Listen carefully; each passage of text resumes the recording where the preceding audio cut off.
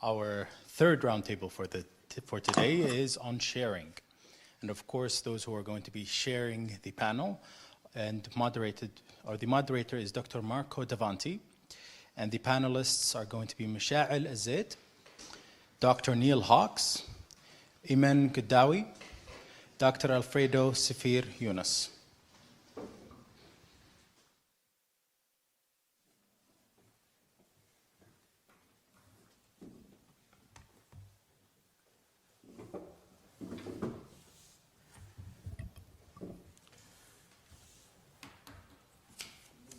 Good evening, everyone, and good morning, wherever you are.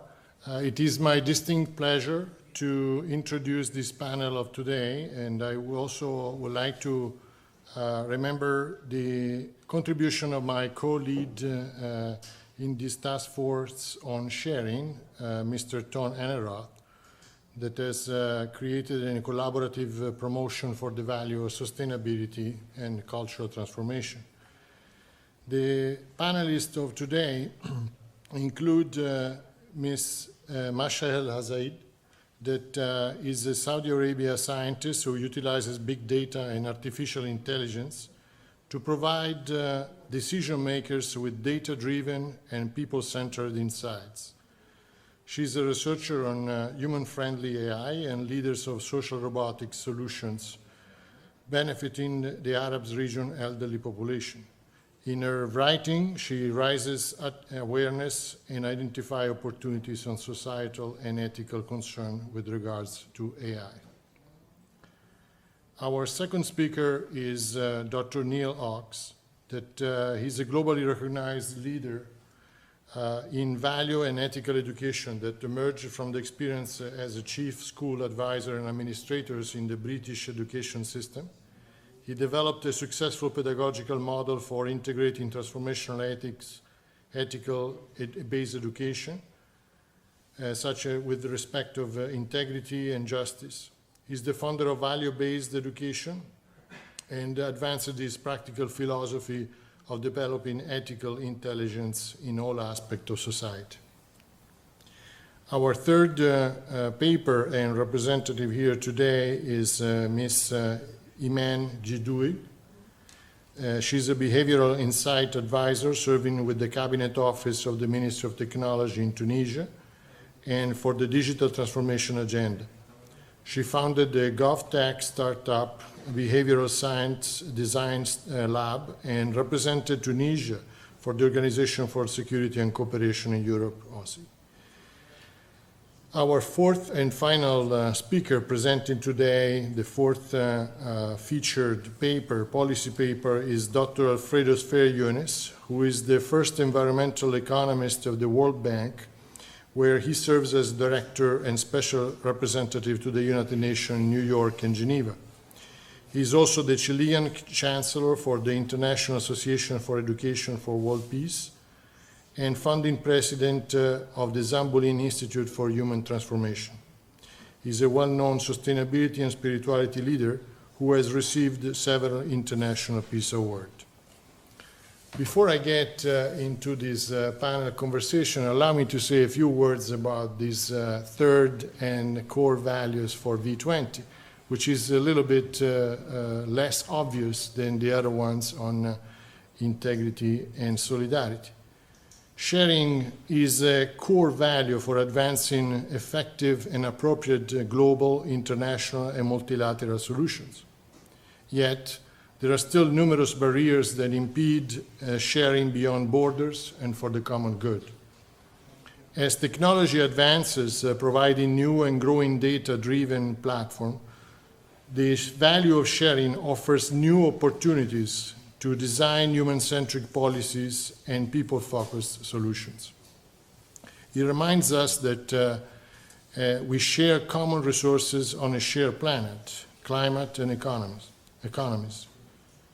The challenges of the COVID-19 pandemic demonstrated important lessons to establish effective mechanisms for sharing scientific information and data-driven policies for the economic viability of our society and the well-being of all. Sharing is therefore an essential value and policy principle for solutions advancing democratic participation, technology inclusiveness, and renewed education for ethical, global, sustainable responsibility for planet, people, prosperity, peace, and partnerships. This is what our authors and panelists have addressed in their work, in their papers that are available in the V20 website. And I would like to start the conversation to ask Michelle, you know, in your extensive work on value-based research, and you characterize and anticipate these current and future global challenges for the fourth industrial revolution with respect of AI. In what sense? Can you tell us a little bit about those challenges? Of course, thank you, Marco. And I'd like to start by thanking Dr. Manuel Schubert, my co-author. And to answer your question, as everyone knows that the G20 seeks to harness the power of AI in making better and more efficient public services. And with that in mind, there are still wide range of risks and damages that can come as part of the utilization of artificial intelligence.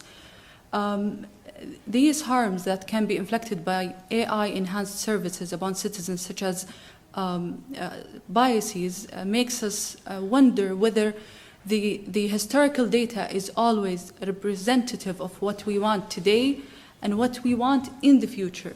And consequently, who should be responsible for short-sighted, ill-designed, artificial intelligent enhanced services? Is it the policymaker, the data scientist, or the AI itself? And our solution incorporates best practices from both technical and policy-making perspectives, and it provides 360 insights by identifying the range and magnitude of possible risks, as well as the perceived transparency and societal acceptance. In your policy paper, you also present a number of models and approaches of responsible design and human-centric AI, or artificial intelligence. Why are these frameworks relevant and important in the value of sharing that we discuss here today, and particularly for value-driven type of policies? That's a great question, Marco. As we continue to utilize artificial intelligence in making better and more efficient public services, we will continue to witness harms, and the traditional ways might not capture it, might not address it. And our solution goes well beyond the traditional risk assessment. We start with researching the needs of the citizens, and then identifying the range and magnitude of possible risks and barriers. And not only that, we also incorporate some of the approaches from design thinking to design policy solutions and test it on a subset of the target group and evaluate its impact. And not only that, we also go beyond that, and we suggest continuous monitoring of the long-term impact of these solutions, because the best AI-enhanced services are those that are scalable and monitored in the long run. We believe that today we need a solution that is in tune with the emerging problems and needs of the 21st century. And our solution enable policymakers with a clear process to harness the power of AI while also ensuring an unbiased and value-centric utilization of it. Thank you. I would like to, I don't know if Dr. Neil is online with us, but I would like to, yes, we see. I would like to ask you, in your chapter, you really passionately argue for this value-driven education, for sustainability education, for global citizenship education, and for this really ethical, grounded education. Tell us a little bit why those recentering of education is important in your perspective. Thank you, Marco. And May I thank Marco because he's the joint author of the chapter, which I hope will inspire you in the way Marco has outlined. I've been inspired today by the speakers, and there's been one common thread for me, and that education is the key to assure a common future for humanity. I am passionate about education. I've been an educator most of my working life, and I looked at children and wondered why they were entering schools in the UK without an ethical vocabulary. They didn't seem to understand words such as respect, tolerance, responsibility. So I thought, what would happen if we introduced this vocabulary to children in an authentic way so that they would be able to explore in an experiential way what these words actually meant. So I became a head teacher again. I stepped down from being a chief advisor of a large organization, and I became a head teacher in Oxford. And to make sure that the work had a research base, I linked with Oxford University and we looked to see what effects there would be both on adults and children if you gave them an ethical vocabulary. And after 7 years of research with the most incredible community, we had our outcomes. And our outcomes were based on the development, what I've termed as ethical intelligence. Ethical intelligence is the ability to ethically self-regulate your behavior. Can you imagine a world if all leaders of the world had ethical intelligence? We would solve all our problems in the sustainable development goals, for instance. So what we found was that children had a greater agency. They were able to take control of their behavior. The school was, in atmosphere and climate, a better place to learn. We ratcheted up consciousness, making people more aware so that people are more empathetic, more altruistic. And our research showed this. I was delighted a few years later that Professor Terence Lovett in the United States did a huge study across schools to see if what I had found in Oxford was actually the case in a number of schools. And I'm delighted to say that he showed that all the things we had shown in Oxford were substantiated at Newcastle University. Discipline improved because children were more aware of their behaviors through values, their relationships, the community were more aware. So my passion is that the world really adopts ethical education in what I call values-based education. And I hope if you read the chapter, it will inspire you to embrace values-based education. Thank you, Marco. Thank you, Dr. Neil. And we heard before in the introduction of the communique that was recited by our Sherpa, Marco Perduca, the importance point of advancing specific policy for education. As a follow-up question to you, Dr. Neil, can you please tell us, in your view, what are some of these important policy points that are needed to be addressed by our government leaders, ministers of education, of implementing a value-based education? Again, passionately, Marco, I believe the time has come to stop talking and to take actions. It was interesting in the press today in the United Kingdom, they're all talking about how Her Majesty the Queen has been overheard saying she is irritated because leaders are not taking action. So in our chapter, we have specifically highlighted 3 actions. First of all, to partner with UNESCO in its Vision 2030, to promote SDG 4, specifically SDG 4.7, which entails revisioning education to provide quality basic education, by which I mean not just literacy and numeracy, but really looking at sustainable values. What does that mean to help people across the world, no matter what country they are in, so that all people acquire knowledge, skills, values, and attitudes for sustainable development. That's number 1. Number 2, AI is here, artificial intelligence. We've had the debate around the world about Facebook and its use of data, how all our data is being used. So we need to invest in understanding and coming alongside AI with people-centered and humanistic values so that we can take control of AI in a humanistic way. That's number two. And lastly, but by no means least, number three, Marco, is to build on G20 ministers' meeting, which they have had earlier this year, to act and convene a strategic task force to effectively advance ethical education, I would say in the form of values-based education. I don't think this is any longer an option for humanity. We've got to raise conscious and awareness of human beings so that together we can act on the complex issues that are around the world. So education is key, and I implore the world's leaders and you all who are listening to me today to actually go into action. Stop talking.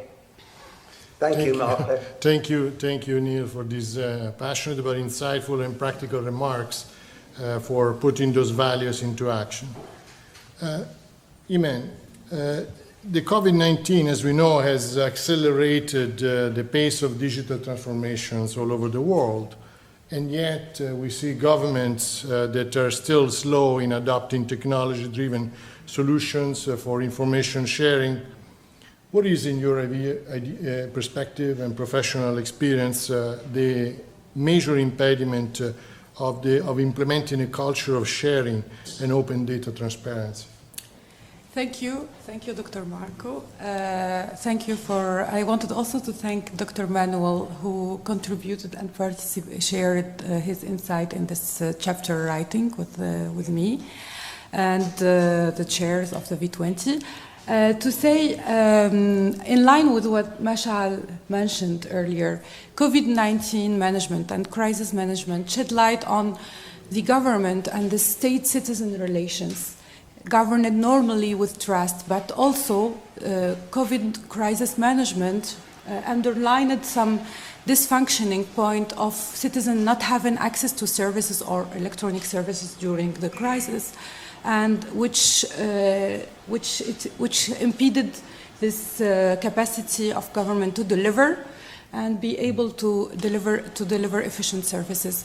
And for that, it's part of the government platforms to be able to implement effectively digital transformation agenda and be capable to put it in practice. And as a value and a guiding value, when I join Mashal in that, is not only trust, as you mentioned, trust in technology is important, but what we're tackling today here in this case is trust between government organizations. So we have this multifaceted trust that needs to be learned, taught, or behaviorally changed. And our intervention and the use case we have been implementing within the Ministry of Technology is to intervene with these platforms or actors in charge of delivering efficient service. And for that, we need a specific technology, which is the information and putting information sharing system together, called and well known as interoperability system.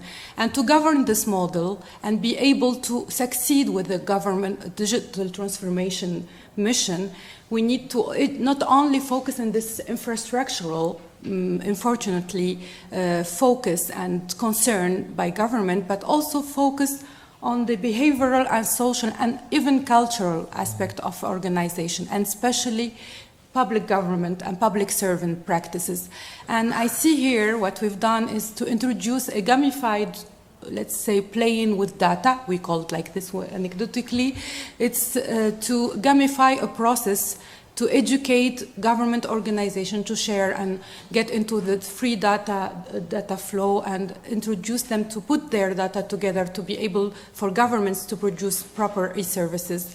And this sort of education is capable by behaviorally informed strategy to tackle all the human biases, and that's why maybe I'll mention it later in our recommendation. We want to use more this perspective and lenses of behavioral auditing as used by OECD already, and tackle this in the future in the policy-making process. Thank you. In this respect, you have made these suggestions in this policy paper around this behavior inside model, that for you is also a solution for accelerating this sharing model, for a more people-centered solution, as well as for not leaving anyone behind, because the problem with technology is also that. Tell us a little bit more how this model that you're proposing could advance this type of solutions. So the idea of putting this equation between changing behavior in order to reach or get people into changing values. So the idea is to come here with trust, even a challenge of addressing the values within public sector, of trust and bringing the digital culture. And also not creating through the digital and working towards digital inclusion, because sometimes, as you mentioned, digital can be also a deprivation factor. And through this aspect of bringing behavioral science, getting a deeper understanding of these barriers, and putting it also in practice together through putting multidisciplinary approaches, getting also in the methodology of trials, like experimenting, test learning, adapting, could bring this new innovative practices within the public sector and instill this innovative agenda for bringing a proper inclusive digital transformation processes. Thank you very much for this contribution, which I invite everyone to look in more details in our paper. Our final and last contribution is from Dr. Alfredo, who is, I believe, is connecting from Costa Rica. Hello, Dr. Alfredo. You have done an important work on highlighting the challenges that multilateralism is facing, particularly in today's more global and planetary challenges. What can we do to advance a more global governance and avoid the collapse, particularly in relation to climate, that we see nowadays is a new form of crisis? Dr. Alfredo? Thank you, Dr. Tavanti. The most fundamental challenge is to create a more inclusive form of multilateralism, engaging all stakeholders.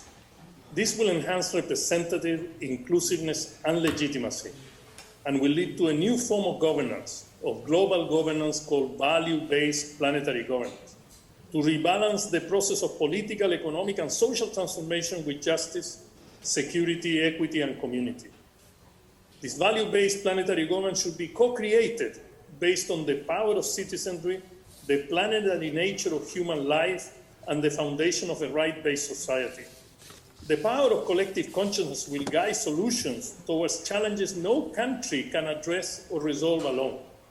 We are in the era of citizenry. Thus, a state-only centered form of multilateralism is insufficient to address the planetary challenges like global warming, health pandemic, protection of the ocean, and more. Global citizens today demand self-empowered solutions for a better management of our global commons. Today, actually, multilateralism is a combination of multilateral and multipolar system of very dispersed coalition of interests. A planetary framework, a shared planetary vision, a planetary consensus must emerge with a set of institutions that will materialize the values of collective human existence for a more harmonious, peaceful, and prosperous form of livelihood. Thank you, Dr. Alfredo Sfer-Yunis, for this highlight of the challenges. Can you tell us a little bit about how in this area of planetary society, as you define it, how one must co-construct an effective strategic path toward these new forms of multilateralism and global governance? Thank you, Dr. Tavanti. I will divide this path into two main areas: political commitments, which are very important, and the action that need to be taken. On the political commitment, it must promote direct citizen participation This is the only way to establish trust legitimately and effectively. Second, to adopt people-centered values to enhance collective awareness about the planetary character of all the challenges we face. To embrace a planetary decision-making path within and among all the multilateral organizations so that a new institutional framework emerges. To construct a new narrative for the self-realization of planetary values like compassion, sharing, caring, solidarity, and collective existence. And finally, as a political commitment, to commit again and again to sustainable development. With regard to the actions to be taken, the proposal we have made in this paper is the creation of some institutional changes, like a G20 values caucus, to construct a truly planetary vision, to create the League of Citizens, whose embryonic beginnings may be in as a United Nations Citizens Council, a World Council of Values to counterbalance other forums like the World Economic Forum and the World Social Forum, a planetary citizen network for climate change. This is vital for the future of the planet. And finally, an immediate action plan for planetary sustainability to address not only the climate crisis, but to clean all bodies of water of the planet, to protect the natural forest, green our cities, address the environmental hotspot, and create a green fund to implement these actions. Thank you, Dr. Tabanti. Thank you, Dr. Alfredo. We have heard in this panel something that highlights the value of sharing at three levels. First of all, we heard the importance of people as the priority for the G20, as Dr. Neil has highlighted in his work on education. We have heard the importance of sharing the responsibility of a planet and a people participation, as Dr. Alfredo has just shared. And we also have highlighted the importance of promoting prosperity solutions, as we have heard from the remarks from Ms. Mashahel and Ms. Imen. So I want to thank you all and have a follow-up in our work in this work. Thank you.